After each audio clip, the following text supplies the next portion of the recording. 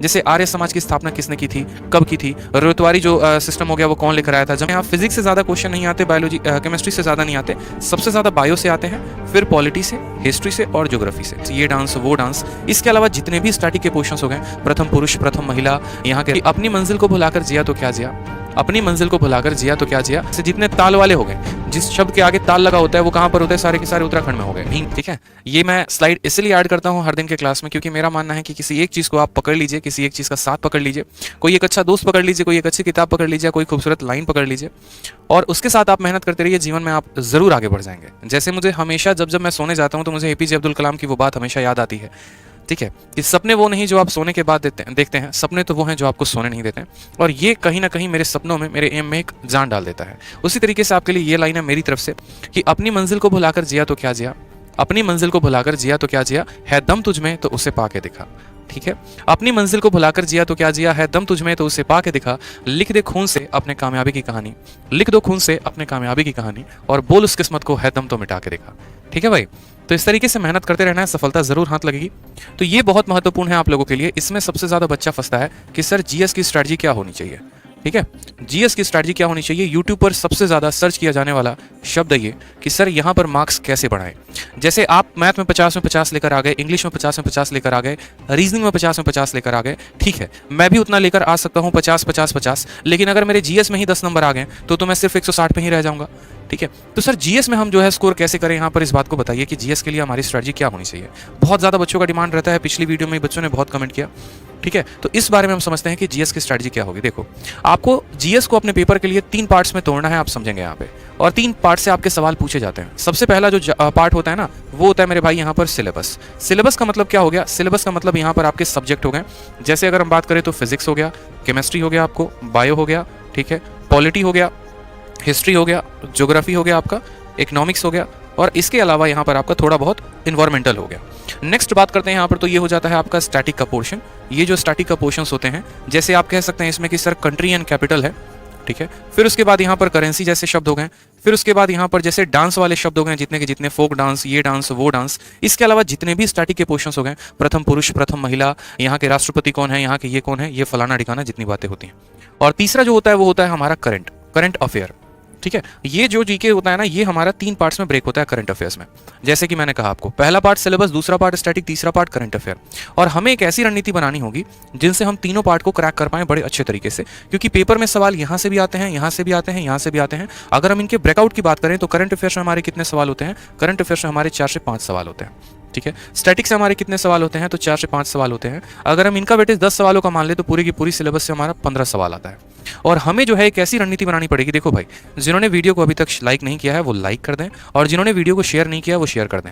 अगर मैं इतनी वैल्यूएबल बात आप लोगों से शेयर कर रहा हूँ आप लोगों के स्कोर को बढ़ाने के लिए, तो ये आप लोगों का भी फर्ज बनता है कि आप भी इस वीडियो को ज़्यादा से ज़्यादा लोगों तक शेयर करो।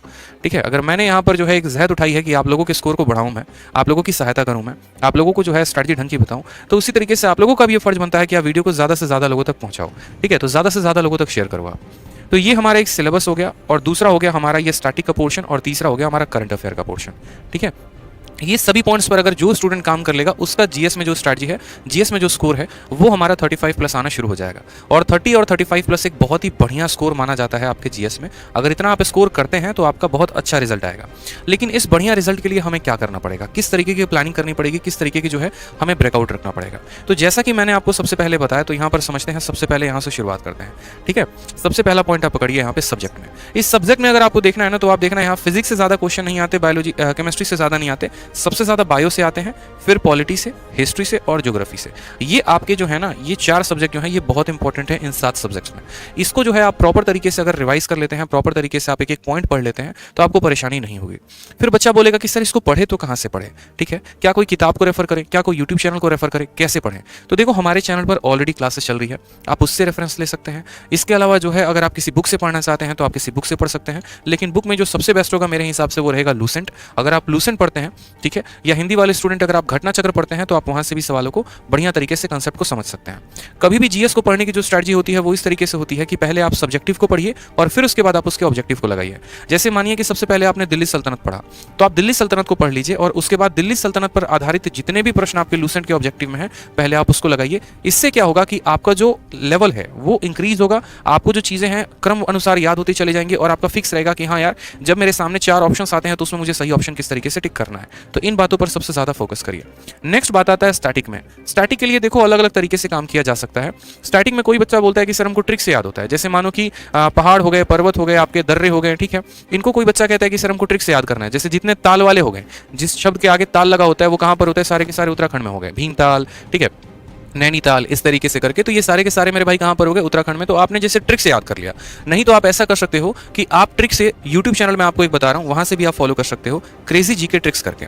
क्रेजी जीके ट्रिक्स करके जो है आप इस अगर चैनल को फॉलो करते हो, यहाँ पर मैं इनको जानता नहीं कौन है ये, हाँ, लेकिन इनके कुछ वीडियोस मैंने देखे हैं जो मुझे अच्छे लगे हैं, जहां से आप भी फायदा उठा सकते हैं। और स्टैटिक के लिए इन्होंने बहुत बेहतर तरीके से काम किया हुआ है।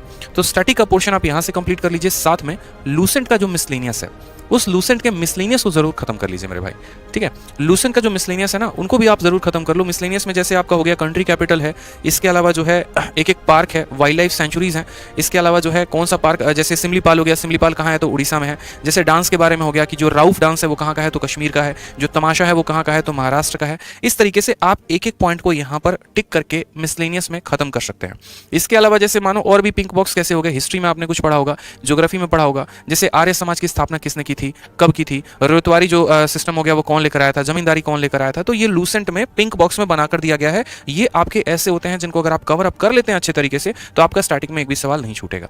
और लास्ट में आ गया हमारा करंट अफेयर। करंट अफेयर के लिए बकायदा मैंने आपको बताया था कि पिछले 6 महीने का इंपॉर्टेंट होता है, जिसमें 3 महीने का आपको डेली पढ़ना है और 3 महीने का आपको मंथली पढ़ना है। जैसे अगर हम बात करें यहाँ पर तो जनवरी हो गया, फरवरी हो गया और मार्च हो गया। इसका आप डेली का वीडियो देखो, ठीक है, जहां से भी आपको मिले एक एक दिन का घटना आपको याद रखना है। और उसके अलावा जो पीछे के महीने हो गए, पीछे के महीने कौन हो गए, जैसे अक्टूबर हो गया, नवंबर हो गया, दिसंबर हो गया, इनका आप मंथली पढ़ा करो। इनके अलावा जो आपको और पढ़कर जाना है, जैसे क्रैप होता है, ठीक है, या फिर पीआईएन होता है। पीआईएन का मतलब क्या होता है, पर्सन इन न्यूज, जो पर्सन जो है वो सबसे ज्यादा न्यूज में हो, ठीक है, जिसकी चर्चा सबसे ज्यादा हुई हो, उससे संबंधित सारी की सारी बातें, चुनाव हुआ है तो उससे संबंधित बातें, और भी 4-5 बातें जितनी भी होती हैं, इन सभी पोर्शंस पे आप अच्छे तरीके से काम करेंगे। इनके ऑब्जेक्टिव को अगर आप अच्छे तरीके से लगाते हैं तो आप लोगों का काफी ज्यादा फायदा होगा। इस बात को ध्यान रखिए, ठीक है। तो एक प्रॉपर हमारी स्ट्रैटेजी होनी चाहिए आने वाले हमारे सीजीएल को और सीएचएसएल को क्लियर करने के लिए, क्योंकि मेरे भाई मौका एक ही है और इसी एक मौके में जिसने हथौड़ा मार दिया समझो गेमर वही है, नहीं तो बैठकर पछताना पड़ेगा। और फिर वही बात हो जाएगी, बाद पछताए क्या हुआ जब चिड़िया चुग गई खेत, ठीक है।